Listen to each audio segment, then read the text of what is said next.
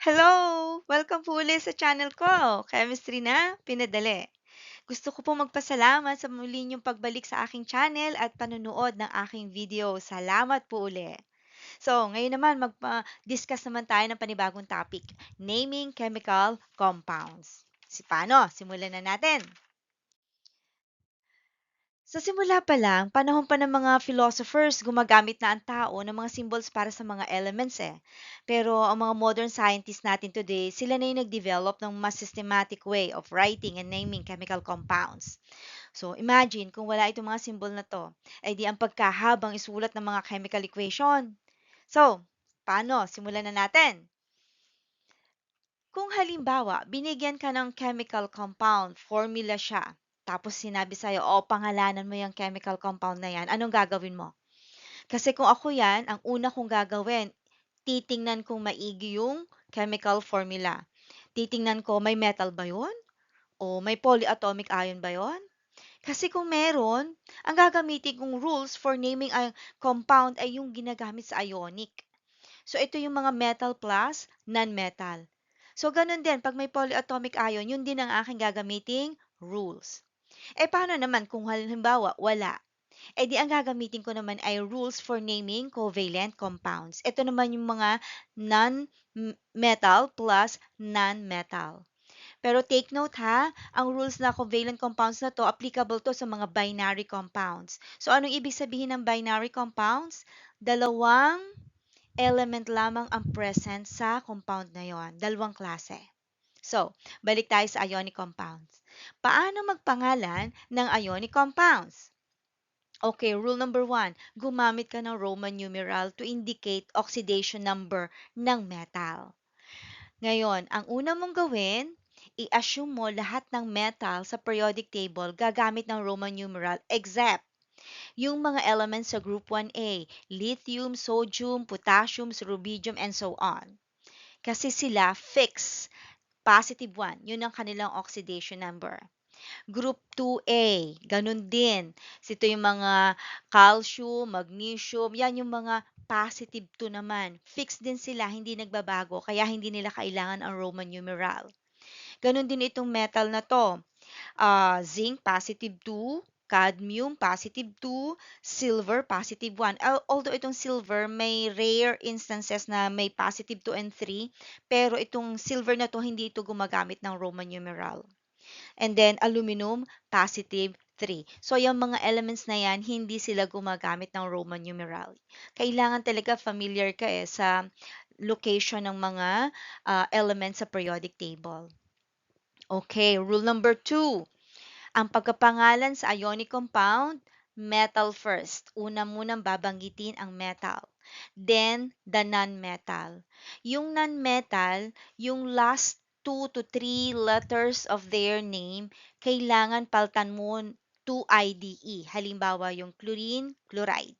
Fluorine, fluoride. Sulfur, sulfide. So, ganun yan. Sa polyatomic ion naman, although kung minsan makikita mo magkakasama non-metals, itong polyatomic ion hindi gagamit ng prefix. Ano ba itong mga polyatomic ion? Ito yung isang grupo ng element that are treated to be one unit. Example, carbonate, sulfate, nitrate, and so on. So, yung application nito makikita natin mamaya sa mga example na ibibigay ko. So, paano naman pagka covalent compounds? Ang isa sa pagkakakilanlan mo na covalent ang iyong compound ay pag gumamit siya ng prefix. Pero tandaan, ang first element sa covalent compounds na binary, hindi kailangan ang prefix pag isa lang. Pero pag dalawa or more than two, yan, gagamit siya ng prefix. Pero yung ikalawang element, lagi yang may prefix. Kahit isa, kahit dalawa, o kahit tatlo, and so on. Laging may prefix. Okay? Okay, so gumamit naman tayo ng mga example para mas maintindihan natin. Doon muna tayo sa ionic. Ano nga uli? Metal plus non-metal. The non-metal change to IDE, yung kanilang last 3 letters. So, tingnan mo to. NaCl. So, nasan ang Na sa periodic table? Ayun, group 1A. Ibig sabihin, hindi niya kailangan ang Roman numeral. Ano ang non-metal? chlorine. So, ang chlorine, papaltan mo into chloride. Anong pangalan? Sodium chloride. O, ikalawang example, CaBr2. Asan ang Ca? Group 2A. Hindi rin niya kailangan ang Roman numeral. Ang bromine magiging bromide. So, ang pangalan, calcium bromide. Okay? So, ito yung mga tips na kailangan tandaan natin. Ang metal, always positive. Non-metal, negative. Yung positive and negative charges, magka-cancel yan. Dapat zero. The Roman numeral indicates charge ng metal. Tatanda iyon, ang Roman numeral, ibig sabihin siya ay charge ng metal sa compound.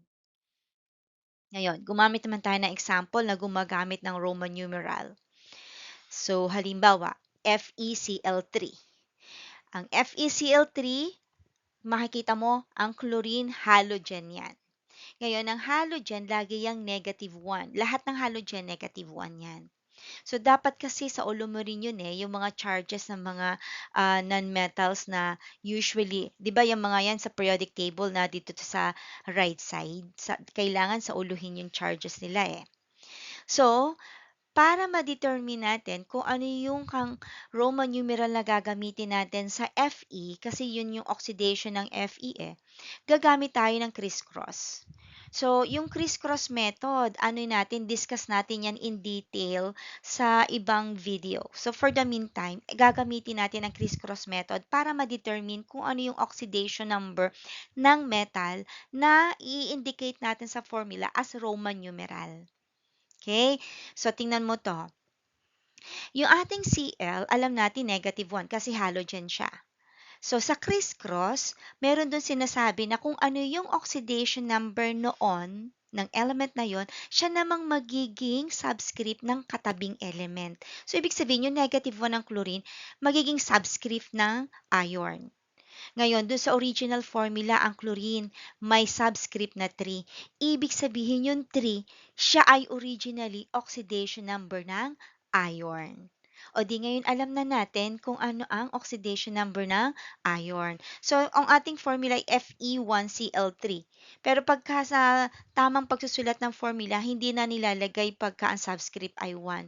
Kaya ang formula is FeCl3. So, ngayon, ano ang ating pangalan? Iron 3 chloride. Okay. Now, next example para mas maintindihan pa natin. So, SN3N2. Okay? So, ang nitrogen, negative 3. Yun yung kanyang oxidation number. So, ang SN natin, at saka N, sila yung ating na mga elements na present sa ating compound. Ang nitrogen is negative 3. Yung negative 3 magiging subscript ng tin, SN18. So, 3. Ngayon, original formula, nitrogen may subscript na 2. Ibig sabihin yan, 2 galing yan sa oxidation ng tin. So, ito yung ating formula. Alam na natin ngayon kung anong oxidation number ng tin. Alam na natin kung ano ang Roman numeral. Anong pangalan? Tin 2 nitride. Okay. So, alam na natin yan, ha? Ngayon naman, punta naman tayo sa may mga polyatomic ion. So, ito yung mga ilan sa mga polyatomic ions. So, ang dami kasi nila eh. So, ito na lang muna yung binigay kong example. So, tingnan nyo to. Nitrate, negative 1. Hydroxide, negative 1. Phosphate, negative 3.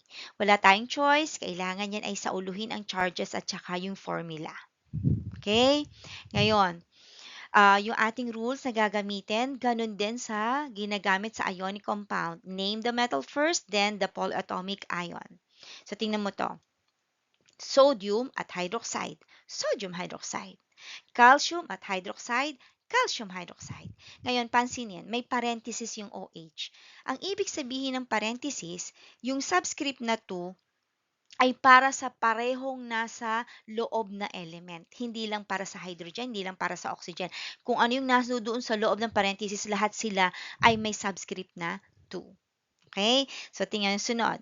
Silver acetate, ammonium nitrate, calcium carbonate, magnesium phosphate. O, tingnan nyo to, yung sa phosphate, napakahalaga ng parenthesis. Yung magnesium phosphate, Mg3PO4 2.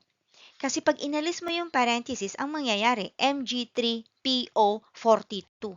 o di mali na ang iyong formula. So, napakahalaga ng parenthesis. O doon naman tayo sa covalent compound. Sabi ko kanina, basta mayroon ka nakitang prefix, ano yan?